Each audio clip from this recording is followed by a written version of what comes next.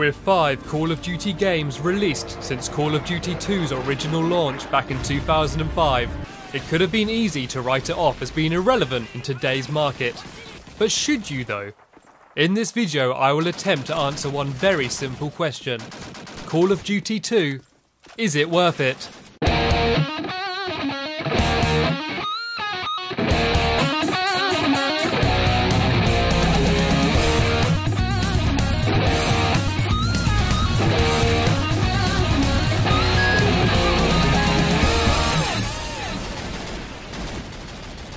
I will start off with the game's single player, as Call of Duty 2 came out at a time when the single player was largely deemed to be the most important aspect of a Call of Duty game, something that has somewhat changed with the more recent instalments of the franchise.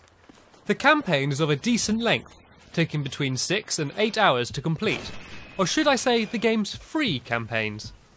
Now, walk over to that table and pick up those weapons. Call of Duty 2 has 3 separate campaigns, each told from the perspective of a different nation. The Russians, the British, and the Americans. And although the gameplay in each campaign feels the same, there are vast contrasts in the locations that you visit, and it's nice to get some variety with the characters, even if it is mainly simply hearing the same phrases, shouted in different accents. Alright, listen up. We're finished here. Well done, boys. I'll drink to that, sir. Unfortunately, the game's story isn't particularly engaging, nor is it told that well. As Call of Duty 2 is a World War II shooter, you will find that you will either know what's going to happen, or not care. Although staying true to the events as they actually unfolded during the war does help to give events a sense of realism, it also limits the developers' creative freedom severely. Most of the game's narrative is told through slow and dull voiceover over black and white pictures of maps and war scenes.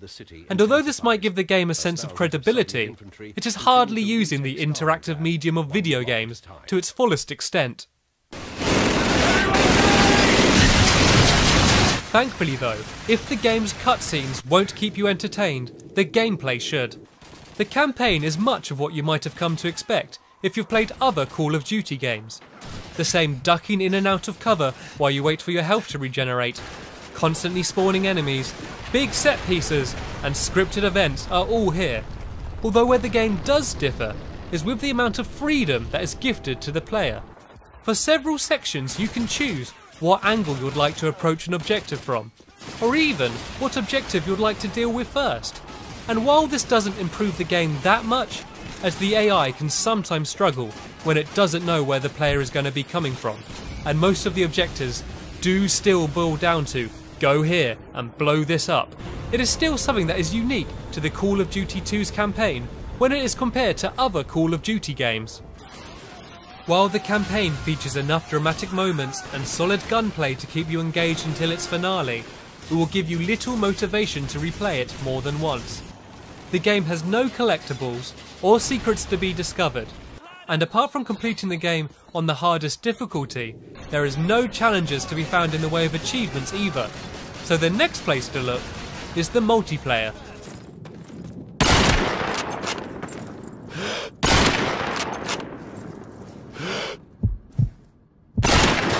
Call of Duty 2 features 5 game types that can all be played on 13 maps, although more maps are available for download at a price.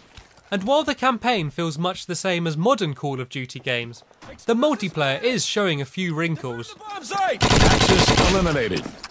Allies win. Graphically, the game still looks decent, although environments can often look simple and slightly blocky. But Call of Duty games' big attractions have never been the visuals, they're all about the gameplay.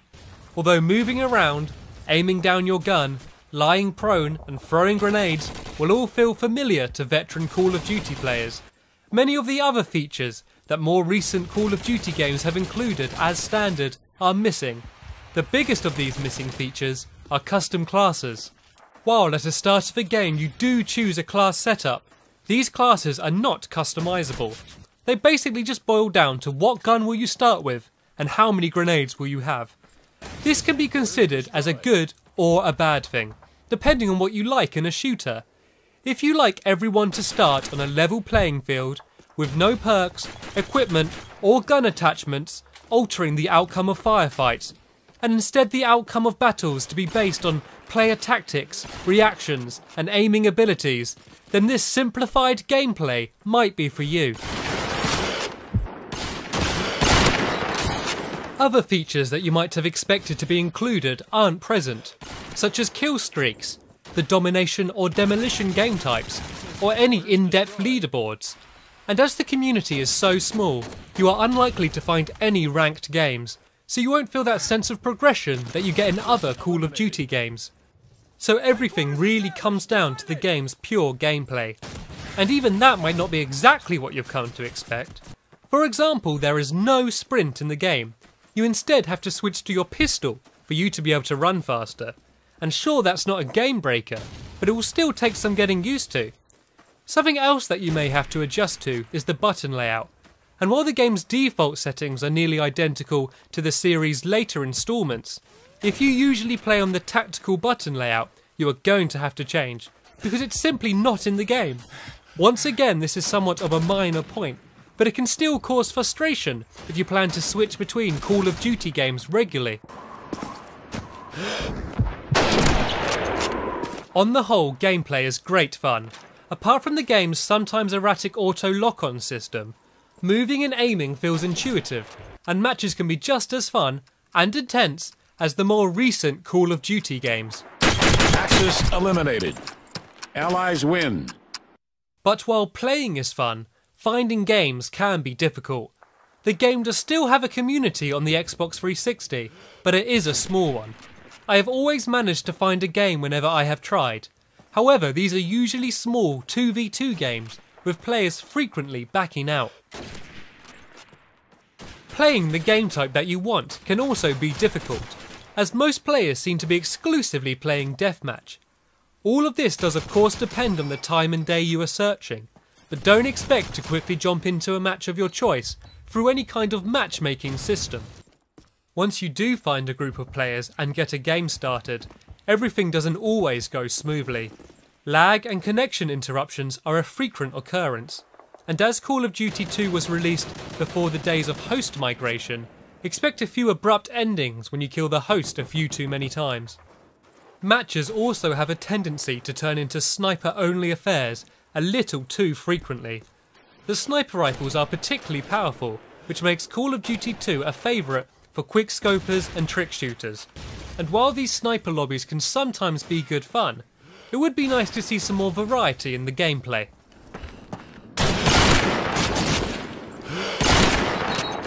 Variety is also lacking in the maps. Despite the game featuring a decent amount of varied maps, the game's host system allows players to choose what map is played, which often results in the same small handful of maps coming up again and again.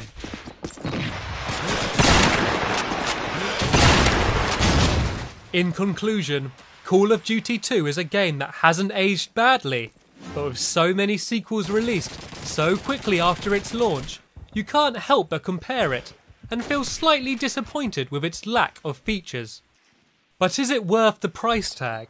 If you are a fan of the Call of Duty franchise, but get frustrated by getting mowed down by air support or blown up by noob tubes and want a more simplified experience, then Call of Duty 2 could be the game for you.